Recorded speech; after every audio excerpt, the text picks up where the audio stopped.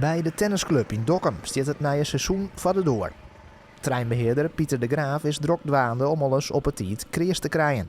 De tennisbaan ben sneun iepenen en er zit een prutte gaten in de baan. Dus ja, het moet een prutte borselen worden, vegen worden om alles weer op te vullen. En dat ben mijn dagelijkse werkzaamheden hier. Maar hield niet meer sportverenigings binnen benauwd voor haar toekomst. Zo blijkt uit landelijk onderzoek. Een kwart van de ondervregen bestuurders denkt zelfs dat haar club het net oerlibje zal. Nou ja, wij hebben natuurlijk we hebben ook wel wat problemen. Met name het ledenaantal is in de afgelopen jaren behoorlijk teruggelopen. En met name de jeugd, die kunnen we heel moeilijk meer op de tennisbaan krijgen. Verderop in Boetenpost zit de voetbalclub ook met uitdagings. Het is er voor het bestuur de laatste jaren net makkelijker op winnen. De energiekosten, dat is ook een probleem. We hebben natuurlijk ook mensen die het moeilijk gaan, kunnen ze wel of net de contributie betalen.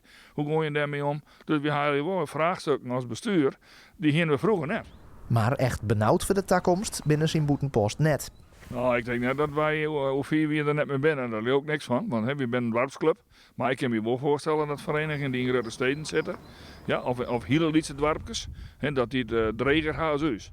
Ook in Dokkum kan de komende jaren gewoon trottennissen worden.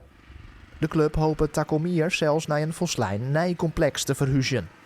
En dat zoekt qua energie een hele stap vooruit wezen. Wij geven nu denk ik 500-600 euro per maand uit aan energiekosten. Nou, als we dat terug kunnen brengen naar bij wijze van spreken 100 of 200 euro alleen voor stroom, dan is dat een behoorlijke besparing. En dan kunnen we dat steken in onderhoud en in het aantrekken van nieuwe leden.